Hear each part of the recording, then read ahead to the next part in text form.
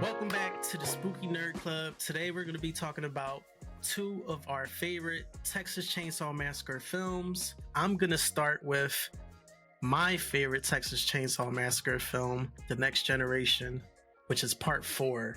We do have differing opinions.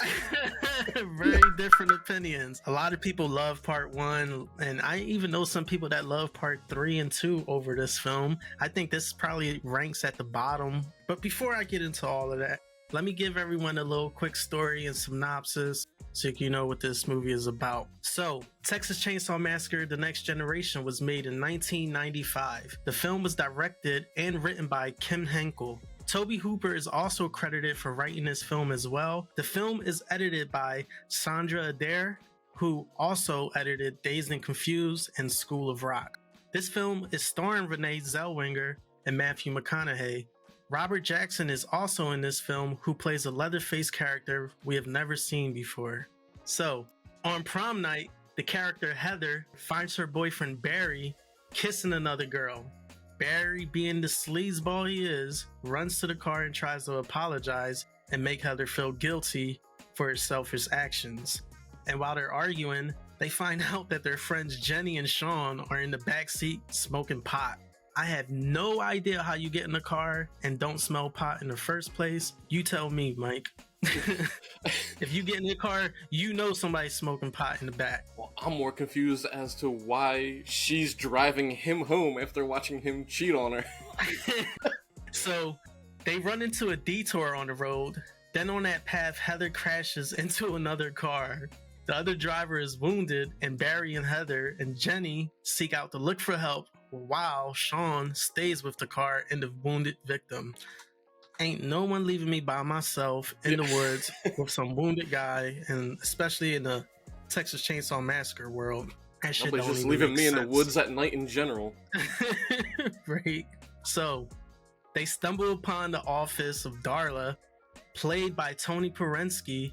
Darla calls her boyfriend Vilmer because he has a tow truck. After that, Heather and Barry and Jenny then leave Darla's place to return to their car in the hopes that Vilmer will show up with the tow truck. Then, Barry and Heather run after a car to hitchhike, which I think is a very strange time to be doing some hitchhiking, especially if you already called a tow truck and you know that he's on his way over there. But because of this, they end up separating from Jenny. So while all of this is happening, Vilmer finds Sean and the wounded driver at the car accident, and he ends up killing them both. Then, while Jenny is hitchhiking on the side of the road, she sees Vilmer's tow truck and ends up getting a ride from him. She quickly learns how crazy he is, and in a state of panic, she decides to jump out of the car, only to meet Leatherface in the woods, stalking her. I just want to talk about the first time I ever saw this film and what made me gravitate towards getting it. So I was in Northeast Philadelphia at the time. I was hanging out, I believe, with my buddy Miguel. We go to Hollywood Video, and at Hollywood Video, I saw this film actually, it's on the reverse side of the Scream Factory, the original poster, which looked like this. I saw this image, and this image was just so eerie to me that I was like, I'm gonna check this out. I didn't even know at the time they made a part 4. I was only aware of like the first 2. So part 3 and part 4 was like new news to me at the time. So I ended up picking it up from Hollywood Video. I just rented it, and I literally watched it like 2 times in a row. You're like, this is the greatest film ever made. I watched it 2 times in a row, mostly because it was new to me, and for some reason, I'm telling you, Matthew McConaughey's performance in this movie is like grade A top level shit. I don't care what anyone says. I was more afraid of him than Leatherface. I agree with you. His performance is great, but he is in a totally different movie from everybody else. That may be so. That may be so. Actually, let's give Renee Zellweger some credit too, because she actually killed it as well. I feel like what ruined this movie for a lot of people was the fact that Leatherface wasn't like the main scare of this film. You weren't afraid of Leatherface at all in this film because of the way, Matthew McConaughey and Robert Jackson were just basically like bullying him, and it just made Weatherface. It just made Leatherface come off weak. So since that was the situation in the film, I was like, I could see why people wouldn't rank it as like a Texas Chainsaw Massacre like classic film or whatever. But Matthew McConaughey to me was terrifying, and I honestly was afraid of him more than any of the other killers in the film. So that's kind of what made me love the film so much. And it has such a weird ending. I'm not really going to get into the ending because I don't want to spoil it for anyone, but it has such a weird ending, and the savior of the day is someone you do not expect. Let's just say that. I'll talk to you about that off camera because I just don't want to ruin it for no one. So, I mean, I wasn't a kid at the time when I saw it. I probably was like a young teenager, maybe 14, 15 years old. So I was already accustomed to watching horror films, but this one just, it just stuck out and stuck with me for a very long time, which is weird because I don't have any Texas Chainsaw Massacre for collector's items or anything. I don't even know if they make any of it. As you can see, I got Texas Chainsaw 1 hat, Texas Chainsaw 1 shirt, Texas Chainsaw 1 mask, pillows, you know, all of that. That's the weird thing with this franchise. In pretty much all of the movies, there are scenes that just stick with you. Movies could be terrible. Like, you got 1, you have scenes from that stick with you. You got Chop Top in 2 that stick with you. You got Matthew McConaughey in this. And then you got Alexandra Daddario, Go Get 'Em Cuz. And that's the part I will agree with you. It is a fun movie. Yeah, so that's my take on Texas Chainsaw Massacre 4. If you want to go ahead and let the people know what your favorite Texas Chainsaw Massacre film is. I will start it off by saying Texas Chainsaw Massacre franchise is nowhere near my top favorites. I'm just going to put that out there. But by saying that, I do have to go with the original Texas Chainsaw Massacre. I mean, it's iconic. It changed the horror genre. I don't think before that there were really any movies that were that violent. And it's weird because for as violent as it was, there wasn't really that much blood, which you would expect with a chainsaw movie. So this movie came out in October 11th, 1974. It was written by Tobe Hooper and Kim Henkel. It was directed by Tobe Hooper. It starred Marilyn Burns and Gunnar Hansen as Leatherface. I'm not going to go too deep into it because I feel like everybody already knows the synopsis of a group of friends just driving down the road, pick up a hitchhiker, they find out is crazy, they start going for help, they end up at a house, and Leatherface is at the house. And that's pretty much your premise right there. For every Texas Chainsaw movie. Everyone that ever came out starts like that. Yeah. So I was going to do something different, and you know what? I just want to lay some like little facts down that people might not know about the movie. So my first one is like Tobe Hooper came up with the idea of a chainsaw-wielding villain when he was a kid, and he was Christmas shopping because it was too crowded in there for him, and he just happened to see in the hardware there's a chainsaw hanging, so he just envisioned himself revving that thing up and running amok. How many times have you been shopping where you thought about that same thing, where it's just like Black Friday shopping or wherever and it's just so crowded?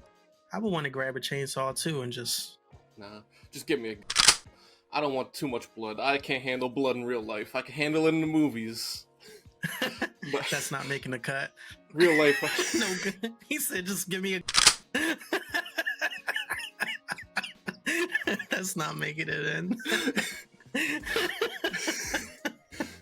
Just give me something less bloody. Just give me a... Kill everyone. That shit just popped out. Tell me how you really feel. Yeah. Nah, but man, I can't do blood in real life. That shit, I'm not... Oh, bother. And I'm done. So, my next fact is that Leatherface was actually the first villain to ever use machinery as a weapon. Like, you might have thought other people had done it before, but he's actually the first. And it's weird that it took people until 1974 to have something like that be used as a weapon in a movie. I didn't know that at all. I don't know how that wasn't done before, but yeah, it was insane that would be the first time. The narrator for the movie, John Larroquette, he was friends with Tobe Hooper, and his payment, he got paid in a single joint. To this day, I'm not sure if he ever got paid any amount of money. Maybe he did with how much it makes now, but his original payment was a joint. Jeez, and joints back then in the 70s probably were like 50 cents. Yeah, but it was, you know what, it had to have been the good stuff. Well, he did the narration in the beginning, so he was like, yeah, I'll do it for a joint. Yeah. Sure. All I gotta do is read something? Okay. Yeah, so the next one is, you know, for as iconic as Leatherface is, Gunnar Hansen actually turned down the role because he considered this movie too violent and he didn't want to do that. His friend was Marilyn Burns. She's in it and she was just like, just do it. You know, it's a group project, you know, kind of like a Halloween. It was just everybody was local.